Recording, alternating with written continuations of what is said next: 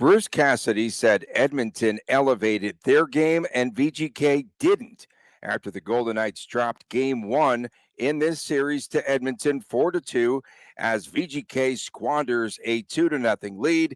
Our recap, our takeaways coming up next from last night's game and what has to change in game two.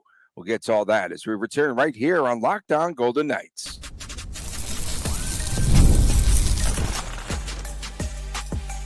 You're Locked On Golden Knights, your daily podcast on the Vegas Golden Knights, part of the Locked On Podcast Network, your team every day. Hi again, everyone, from Las Vegas. Tony Cardasco, longtime sportscaster, marketing consultant, and the host of the new Believe in Vegas podcast. He is Chris Golick, the owner of Silver State Cards and Sports and Collectibles editor for the Hockey News. Thanks for making us your first listen each and every day. Find us wherever you get your podcast, and we are the only daily VGK podcast. Coming up ahead on today's show, line shuffling. We talked a little bit about this in our preview, and Pickard was by far the better goalie in game one. Yes. So I have warned you, Chris, and Golden Knight fans of the VGK scoring droughts historically speaking in the playoffs, right? Okay. Seriously. Yeah. Yeah. I hit something on my screen on one of my lights. All good. Fall down. and here we go again. Right. So you tried to counter me also on Edmonton's depth scoring and four lines that they roll. And in totality in game one, Edmonton was better than the Golden Knights. And so Mark Stone scores twice within the first 9-10 minutes of the game. And then VGK went night-night, essentially. Really, so the first Stone goal on the power play, 2:13 into the game, after the Ryan Nugent-Hopkins call on the double minor on Tomas Hertl. And then after that, it's 2-0. Then Corey Perry. VGK gives up another late goal as Perry scores. It makes it a 2-1 game.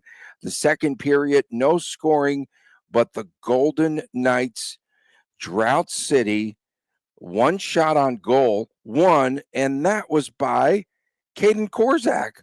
That was by Korzak, who subbed in late for an ill Alex Pietrangelo. Petro gets sick a lot. Maybe the kids are bringing home colds. I have no idea. But I said that VGK would be better without Petro, but one shot on goal in the second period. What makes you say that they wouldn't have been better without him? The guy has just been so slow of foot.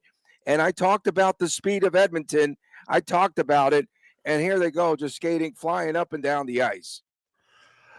Pietrangelo is going to be out there for 19, 20, 21 minutes. And as rough as he's been, you have to hope, again, we don't know. You have to hope that he would have been in a much better circumstance than he was in the Minnesota Wild series.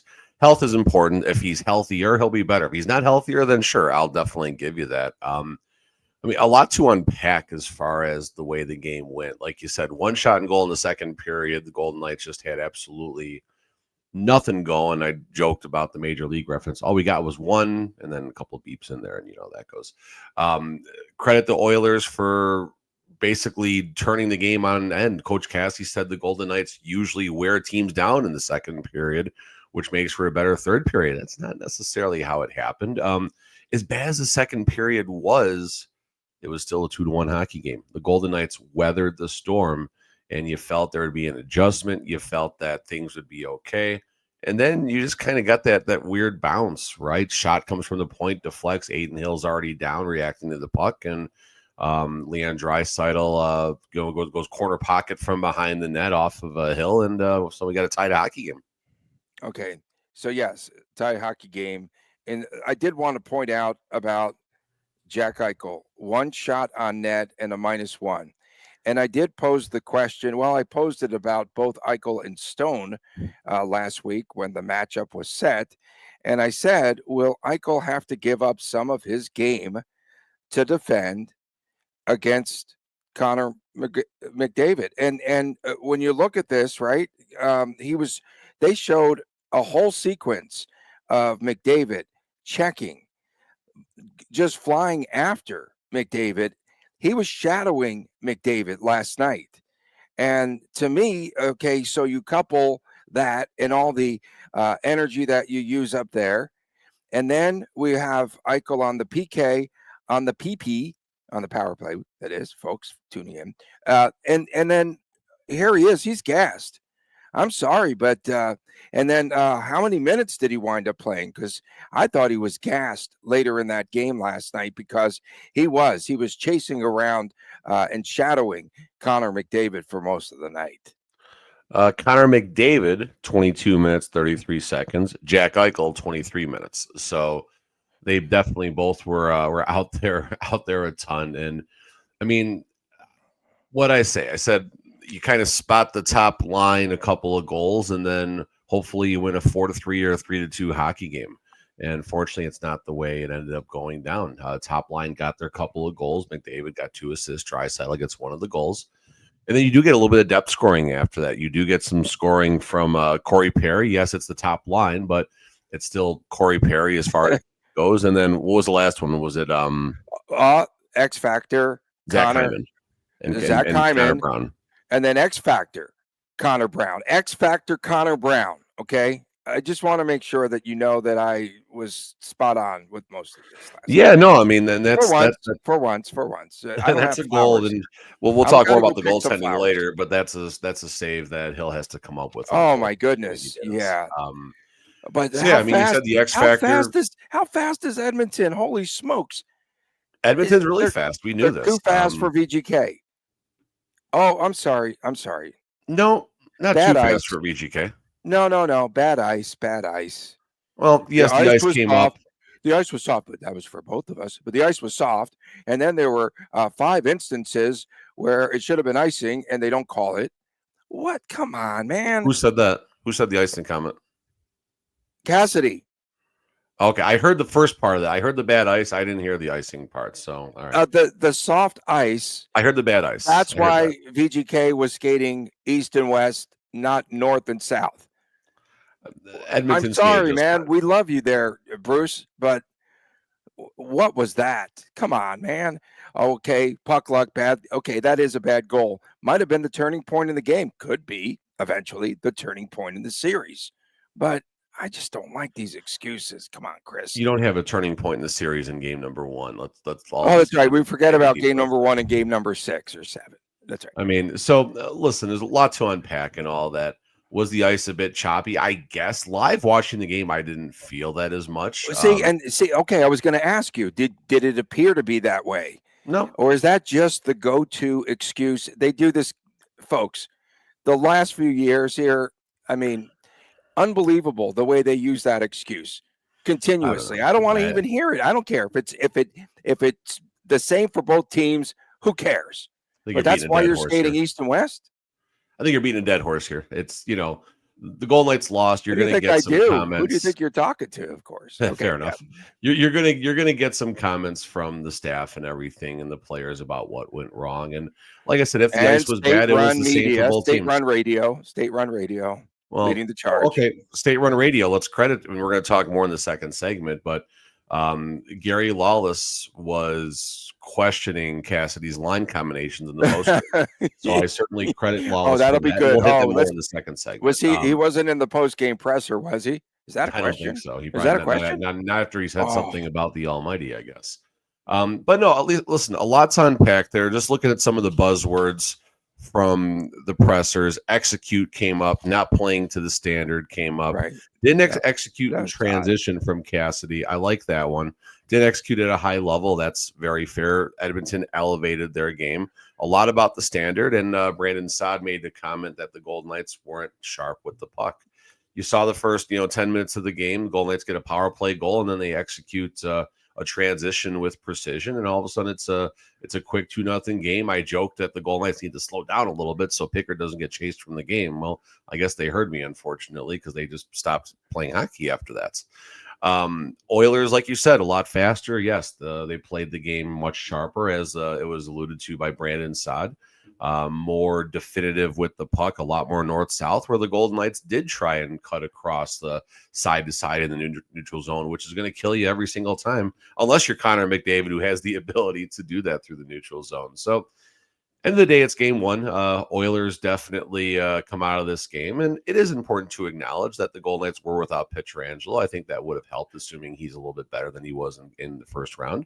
Not without Pavel Dorofeev in a game where the Golden Knights needed more shots. Dorofeev, through the first round, despite missing, I think, the last two games, was still the co-leader in shots for the Vegas Golden Knights at 18. So, excuses, no. Realities, yes, that the Golden Knights were missing a couple of players. Of course, who are the defensemen there without? I mean, T.S. Ekholm as well with Edmonton, so you have to, that kind of balances itself out as well too. So it's one game. It's a series of adjustments. We'll see. Maybe we'll hit adjustments more tomorrow. We'll see what Cassidy has dialed up, and is it more about the adjustments that need to be made, or the Golden Knights just need to play a sharper game? And the answer is probably a combination of both. Yeah, and one of the major points was Cassidy saying, "Put the shots on net." It was unbelievable the amount. What's that? The amount of shots that went wide. Yeah, no, I'm with you on that. There was a few of those, and a couple of those you can tell they're shooting for tips. So a common drill is a tip drill from when the puck doesn't come straight on net, and you tip it towards the net or get it towards the center slot. So, I understand some of those shots going wide. Could the shot selection have been a little bit better? I mean, obviously the Golden Knights didn't. What they even finished with as far as shots on goal? It wasn't. I don't have the 17, was it? Yeah, something. Yeah, that's not going to win you. It's not going to win you an NHL hockey game against a team like the Oilers. One shot in the second period. Yeah, one shot on goal, and that was by the fill-in guy. Even. The guy. So really fast, just kind of talk, and we'll talk more about the line shuffling. Korczak draws in for Pietrangelo.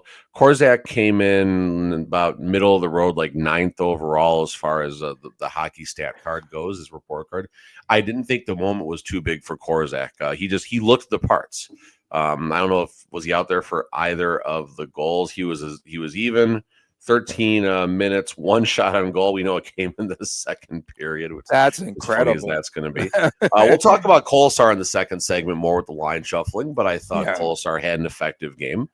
On the bottom of the stat card was Smith, Barbashev, and Waugh, which I believe was a line. So I'm curious how that's going to play off. Shea Theodore was a passenger on the Corey Perry goal. Oh my goodness! Zach Whitecloud was on the bottom. Whitecloud, I felt like he had an effective game watching him, but I think he was a -2 as well. So I can certainly understand. He was also -1 for Whitecloud. Pardon me, -1. Wasn't Petro was the only D-man back on the Connor Brown goal. Petro was the only man back. I'm sorry, Theo. Oh, I thought it was a joke coming up there. Yeah, well, no, the ghost of Petro was there, of course, but Shea Theodore was the only player back on the Connor Brown goal. And he got just a blow by. It was a blow by. It was a rough circumstance and a lot of open ice there on the other side. And one thing me and Chris were pointing out as we were watching the game last night, it is, and this going into it, but it's amazing how everyone collapses on McDavid when he has the puck, and McDavid's ability to get that cross ice pass. And a lot of times it's a defender just kind of trailing the play and kind of waiting, and they know that McDavid's going to get 3 shadows on him the second he gets over the blue line. So some of the goalies are going to have to figure out. And again, they did figure this out once before. I think that's important to note. Of course, the Golden Knights are now down, and if Golden Knight fans need something to relax about, the Golden Knights have never lost in a round 2 in their history. So there you go.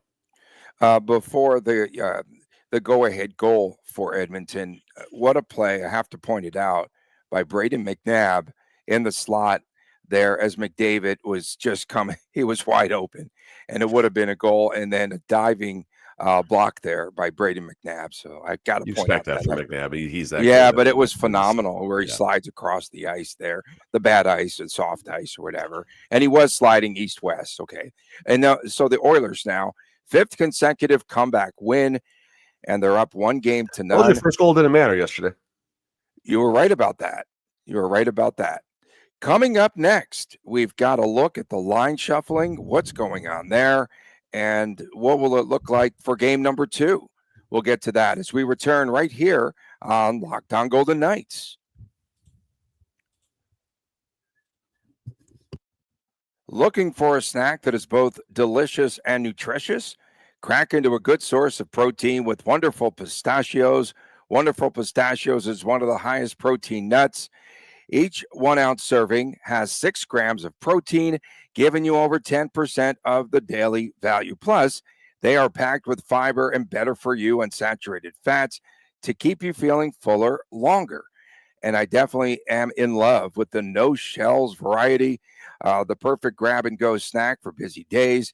Whether I'm snacking at my desk, on a road trip, or just need a little pick me up, a protein boost, they are always my go to. And if you like to crack open every shell for that satisfying crunch, the in shell option, they are definitely a classic favorite. The fact that Wonderful Pistachios is a complete protein, it provides all 9 essential amino acids. And we do call those sometimes the little green wonders because they pack a protein punch. The satisfying crack of opening up each shell, if you like that, again, if you like the shells, it's like snack mediation. Whether you're running between meetings or dropping off the kids, Wonderful Pistachios are the snack that works as hard as you do. So get snacking and get cracking with the snack that packs a protein punch. Visit wonderfulpistachios.com to learn more. Again, get cracking. Visit wonderfulpistachios.com.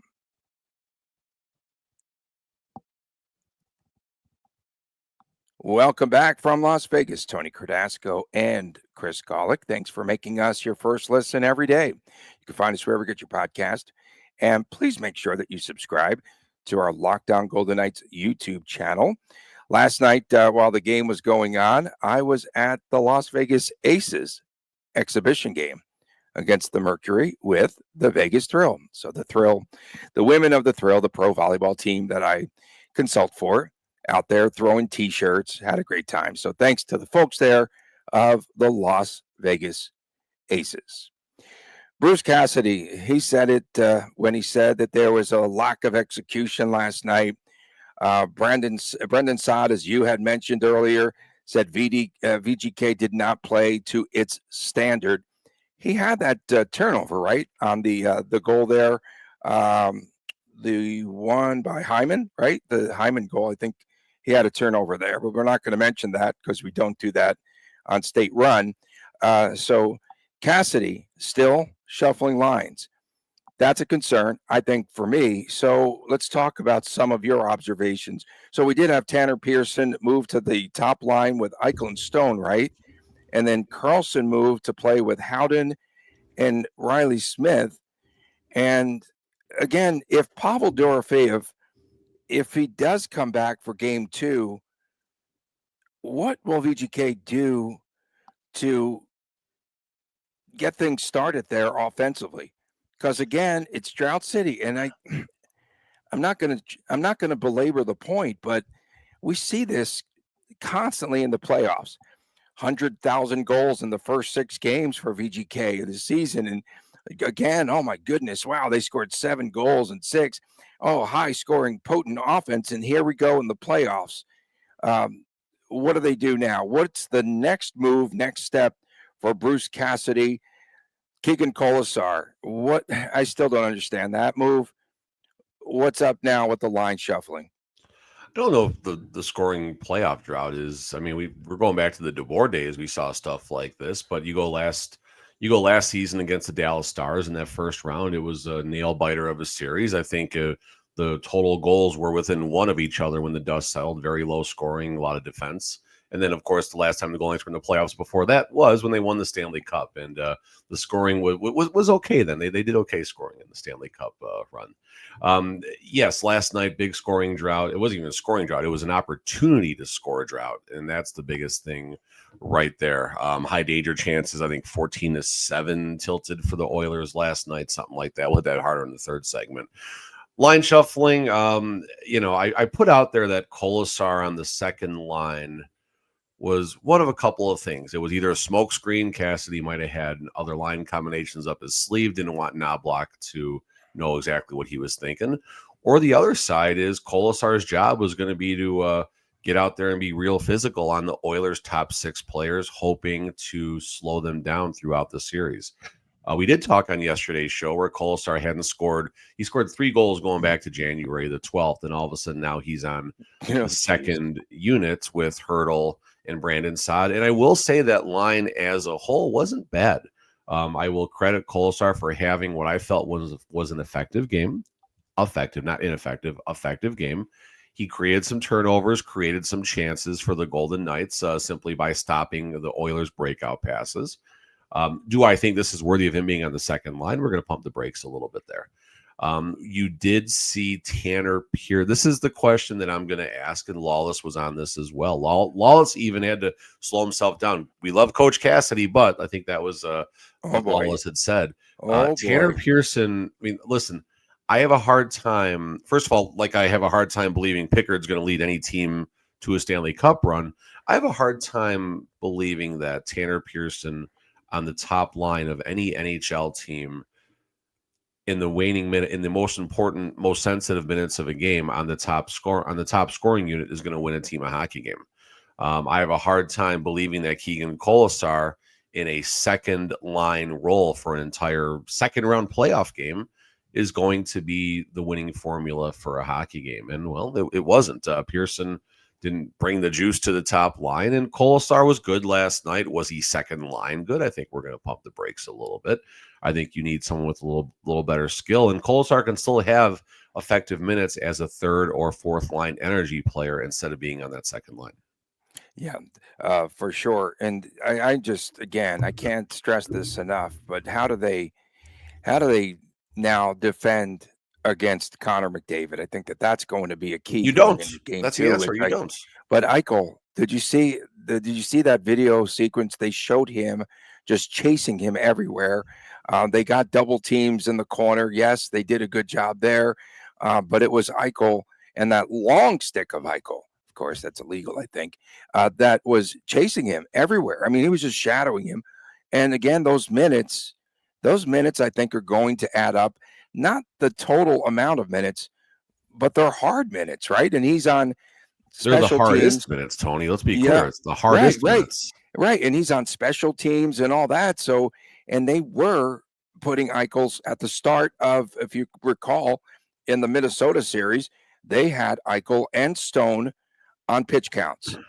And here we go now. And these are more difficult minutes, man. I'm concerned about how they're going to defend. And you say let him go, but I'm not quite sure how to defend him at this point. Not let him go, but you need to make sure every single moment of every single shift he's not out there having his way. McDavid, we're talking about 1 or 2 points if it's possible to keep him there on a nightly basis. Then find a way to win depth versus depth, which the edge should still be to the Golden Knights, even without Pietrangelo and Dorofeev at this stage. I do wonder. Golden Knights found a way to neutralize, maybe not the right word, but slow down McDavid the last time they faced McDavid in the Edmonton Oilers. And it didn't need to be Eichel and William Karlsson on the same line. That was poor coaching. Come on. Poor coaching by Woodcroft we're talking about. Yeah. Sure, fine, but it was okay, fine. Then it's good coaching by then Cassidy. I mean, let's that goes both ways. You can't have that. You can't have one without the other. So going back to, did you call him Bruce Almighty? We haven't called him Bruce in a long time either. Okay, go ahead. When the last time the Golden Knights played the Oilers, Eichel and Karlsson were not on the same line. Eichel and Karlsson on the same line worked against the Wild because there wasn't much after that. Well, because they only had one line. This team rolls 4 lines. No, well, they do, but they didn't last night. They did not roll all 4 lines last night, the Edmonton Oilers. Arvidsson, 941. Okay, Ty Emberson, defenseman, 643. Pod Colson, fourth liner, who's been getting over 10 minutes a game, was 747. So now Block shortened things up a little more than normal, but he still got the depth scoring despite less time on ice. Going back to where I'm going with this, I'm really curious to see what I'm assuming they're practicing today. I don't know. I haven't checked yet. But I'm assuming if it is a full go practice with line rushes and everything, I would not be surprised to see William Karlsson back centering that third line. Maybe, maybe once you swap Kolesar and Brett Howden, maybe, and toss Howden back on the energy line, put Nick Waugh back on the fourth line, and put Barbashev up front again. Maybe go back to go back to that energy line of Pearson, Wah, and Colasar. And Colasar, yeah. And then now you have Brett Howden at your disposal on one of the wings, and Victor Olofsson as a fourth line winger whose main job to be out there on the power play. I don't know if that's the right thing right there too. So now if you're bringing Tanner Pearson down because he played up throughout the game. If you're bringing Colasar down, now you have a spot where you can slot Olofsson in. I mean, maybe Olofsson on that top line with Eichel and Mark Stone. I mean, there's a lot of different ways this can go, but I don't think the super line, as I'm hearing, which I don't think it's a super defensive line, I guess, but swap Eichel or get Eichel and Karlsson off the same line, I think is my first knee-jerk reaction. Okay. And that's fair. And again, everyone's awaiting the leading scorer in Pavel Dorofeyev, but he was so ineffective in that first round. I'm wondering. He had the most shots on goal, Tony. He did what he did. He shot a lot. And I don't know how many of them were high dangers, but when someone like Dorofeyev shoots a lot. There were a few like high net shots that went into the net. Sure, but my point is Dorofeyev's MO is shoot, and eventually they're going to go in. Okay, that's fair. It's still Calvin Pickard in net. I've got a couple of stats to pass along. Okay, so VGK with the loss last night, now 26-1, their first loss in 27 games when they've had multi-goal leads in the playoffs. They were 26-0 with multi-goal leads in the playoffs. And here's a stat for you, Mr. Golick. We talked about face-offs and the importance of face-offs. 33 and 17. The Oil in the circle, they came in at 42%. What's that? Over 64%, something like that. Holy smokes. They smoked them. That's important. Listen, effort, tired again, fatigue, maybe. I don't know. They wore down. VGK wore down. I'm sorry. Yeah, they did. Don't be sorry. It's the game. That's what happened. That's a fair take. The Oilers were better. Everything was better about the Oilers last night. The coaching was better. The adjustments were better. The goaltending was a lot better, even though everyone was dragging me last night about that comment. God, I said one thing in favor, like a fair take, and they came out last night. So did you get I'm segueing. Did you get dragged also for saying that there was a television outside, a screen that you could watch the game there on? was a screen out there, but my only question about that is, so the Golden Knights put out their activations information about what's happening pregame. Did you get a tattoo? They were going to be showing the game out there. No tattoos. No, they gave. All that was out there. I didn't get a tattoo. But my point is, why not advertise that? Why not advertise everyone to be a part of the game day experience? Because pregame is a ton of fun down there. It's just walking around and people watching and seeing fans of both teams. It's so much fun, and I don't understand why it wasn't even. And again, if this was advertised and I missed it, if someone can correct me, but I saw no advertisements. As a result, there was about 24 people out there watching the game. When I took that picture, there's like literally 20 people out there. There's nobody. Okay. Coming up next, after these messages from Bear Mattress, we're going to talk about Pickard versus Hill. We'll get into that as we return right here on this edition of Locked On Golden Knights.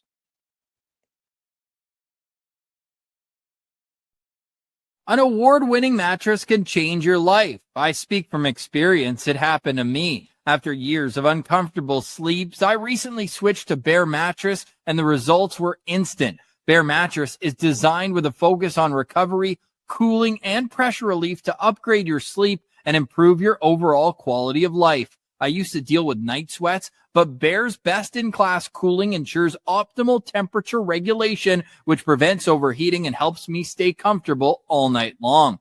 Bear offers a wide variety of mattresses, but to get the right one for you, take their sleep quiz that matches you to your perfect mattress based on body type and sleep preferences. Go to bearmattress.com and use promo code LOCKEDONNHL at checkout to get 40% off site-wide. This offer is not available anywhere else. You have to use my promo code on the very last page of checkout to get this discount. That's bearmattress.com. Use my promo code LOCKEDONNHL to get 40% off site-wide. Bearmattress.com, promo code LOCKEDONNHL.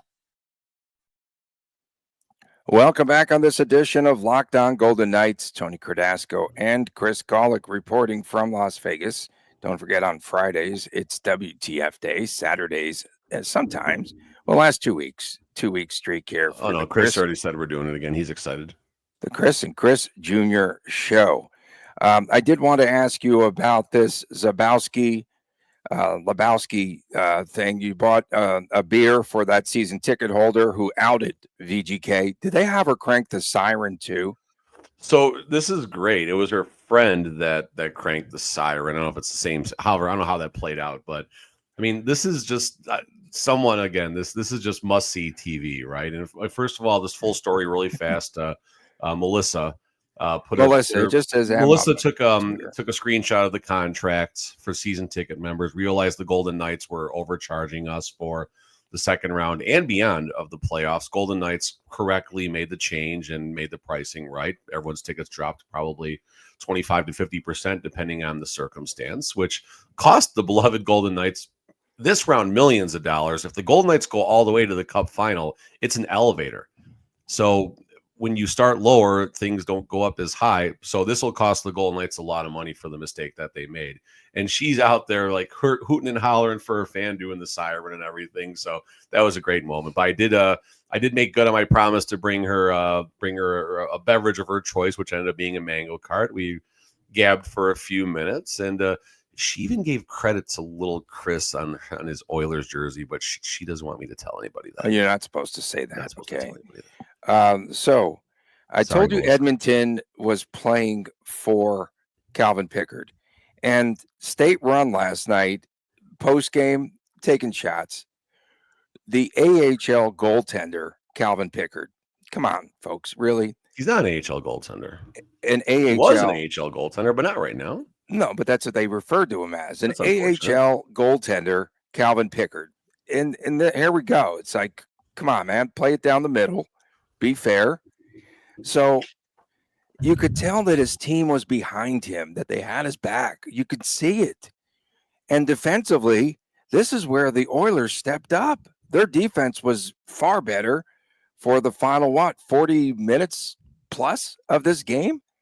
Their defense was better than the Golden Knights' defense.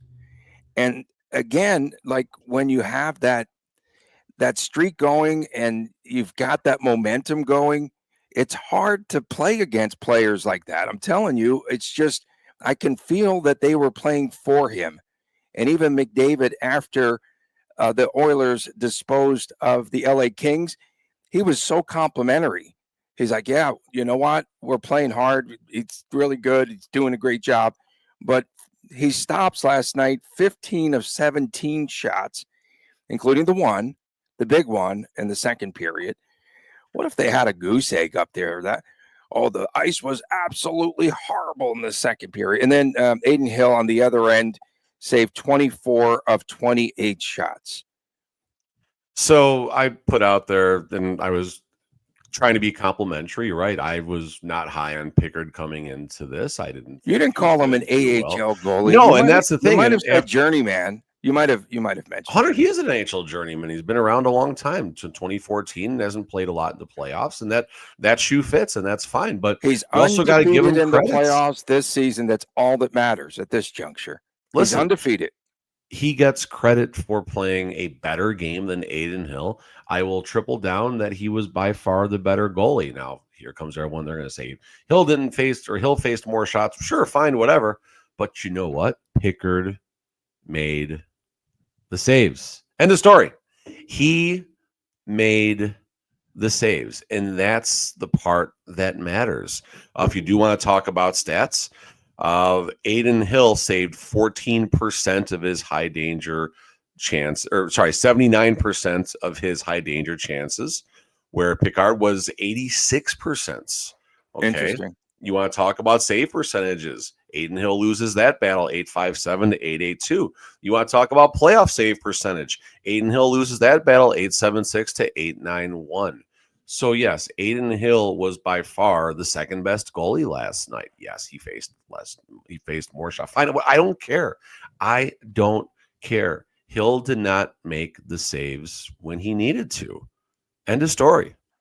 I don't care about the shots on goal. I don't care about the height. I don't care about anything else. Hill was not the better goalie last night, and will triple but down. again, By far, he was not the better goalie. Maybe he'll be the better goalie by the end of the series, which I think likely he will. But as of right now and through the playoffs, he is not the better goalie. Not just in this series, but when you look at the measurables so far through each player in the playoffs. a major concern to me heading into this series was the defense of the Golden Knights. It's not as good as it was in the Cup season. It's not as good. Of course It's not. It's not as good in my estimation as it was a season ago. And there's a lot of breakdowns defensively. Well, you do look at that first round against the Stars. It was a lot of 2-1, 3-2 hockey games, right? And both teams played really, really well. That series was razor thin. If they're 2-1 games, there's no scoring droughts. I'm sorry, my bad. Well, but 2-1 games again. It's you look at the measurables of the goalies, and there's more to it than just the score at that point. But in this circumstance right here, Oilers were better. Knobloch was better. McDavid was the best. You expect that. Draisaitl was amazing. The depth scoring was there. Full credit to the Oilers. I'll make sure we're clear about this here. I was very high in the Golden Knights winning this in 5, and that could still happen. The Golden Knights in have done 5. that before. They're going to win 4 straight. They might. They could. Listen, I picked the Golden Knights in 5. Of course, I'm going to say that, Tony. And if I'm wrong, I will gladly eat my words like the first game last night. Oilers were better, and I'm comfortable saying that. Yeah. We'll have to see what Cassidy does. I think we're going to have to see some major adjustments. I think 71 is the line 3 center, starting with that. Okay, we can start there. And then Barbashev back to the top line. I would hope so. Dorofeyev is miraculously going to be line better. 1 and Kolzar comes out on line 2. Bruce Almighty's going to raise Cassidy. up. He's going to raise up Pavel Dorofeyev, as he calls him. He's going to raise him up, and he'll the movie The Dream Team. Arise and walk, my son. Go watch Dream Team, guys. Great movie. We appreciate everyone tuning in, especially our everydayers tuning in around the world. Thank you so much. We really do appreciate all of you. Don't forget, on Friday, it's WTF. Saturday, the Chris and Chris Jr. show, the YouTube exclusive. And, of course, tomorrow's show, we'll have a preview of game number 2. It's really important because you can't go down 0-2 headed to Edmonton. For my man, Chris Golick, I'm Tony Cardasco. We appreciate you tuning in. We'll see you again tomorrow right here on Locked On Golden Knights, and please take care.